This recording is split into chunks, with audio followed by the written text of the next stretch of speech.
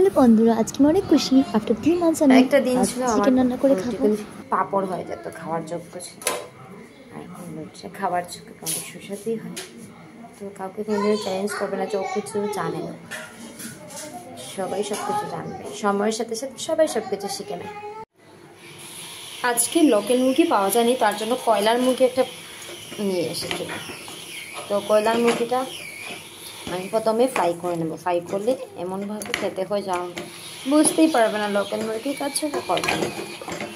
প্রথমে মাংসগুলোকে সরষের তেল দিয়ে ফ্রাই করে নেবো। ওদিকে কড়াই গরম হয়ে গেছে, তেল দিয়ে মাংসগুলো দিয়ে প্রথমে ফ্রাই করে নেবো। তাহলে একটা ফ্লেভার আসে, খেতে সুস্বাদু হয়। লোকাল মুরগি থেকে সুস্বাদু পাবে একবার বানাই। কয়লা বা ব্রয়লার মুরগি আমরা খাওয়া ভালো না, তো আমরা কোনো সময় পাই না, তাহলে নিয়ে আসতে লাগে। তো এগুলো রান্নার সময় আমাদের কী করতে হবে, প্রথমে এগুলোকে ভালো করে ধুয়ে একটু লেবু রসে একটু কিছুক্ষণ রেখে দেবো। একটু হলুদ নুন দিয়ে ভালো করে ফ্রাই করে নেব। এদিকে মাংসের মশলার জন্য একটু পেঁয়াজ রসুন দিয়ে দিয়েছি। পেঁয়াজ দিইনি, শুধু রসুন আদা। মাংসের মশলার জন্য আমি রসুন আদা দিয়েছি। এখানে জিরে ধনে গুঁটো আর শুকনো লঙ্কা ভিজে রেখে দিলাম, এগুলো দেবো। আর টমেটো নুন দিয়ে ভালো করে পেস্ট করবো। তো মাংসগুলো ভাজা হয়ে গেছে, এগুলো নামিয়ে নেমে আমি আলুগুলো ভেজে নেবো। অনেকটা মাংসতে আলু খায় না, কিন্তু আমার মাংসে আলুটা ভীষণ দেখো কি সুন্দর ফ্রাই হয়ে গেছে। এদিকে ডালের সাথে একটু বড়া করব। তো পাতলা পাতলা করে কেটে নিয়েছি। এখন চিকেনটা বসিয়ে দেবো। চিকেনের জন্য আমি স্লাইস করে অনিয়ন আর রসুনটা গুঁটো দেবো। কিছু পেস্ট দিয়েছি আর কিছু স্লাইস অনিয়ন দিয়ে দেবো। এবার তেলটা গরম হয়ে যাচ্ছে, তাড়াতাড়ি বসিয়ে দিচ্ছি। আর একটা কথা বলতে ভুলে গেছি, গরম তেলের মধ্যে তেলটা রসুনটা দিলাম, স্লাইস করে টমেটো মানে ভালো করে ফ্রাই করবো। তারপর মশলা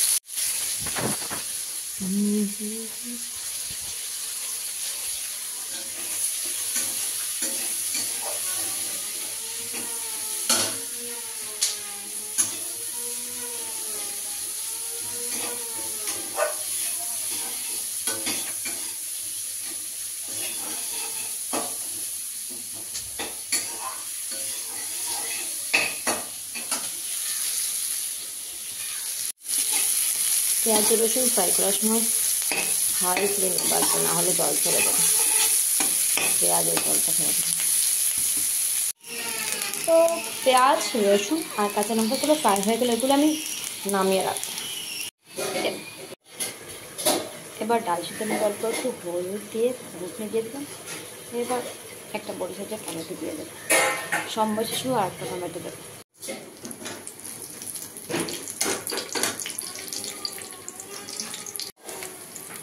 ওই একই পেঁয়াজ ভেজে তুলে আমি মশলাগুলো ভেজে নেব।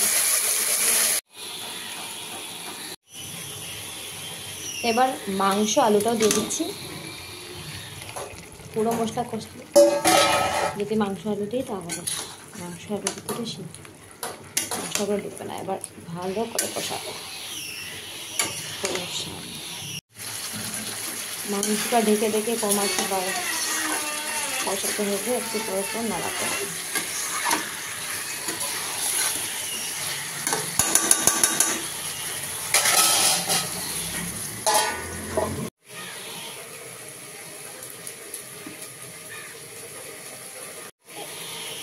এবার নিরামিষ ডাল সম্বাসে আর একটা টমেটো দিয়ে দেবো সম্বাসে।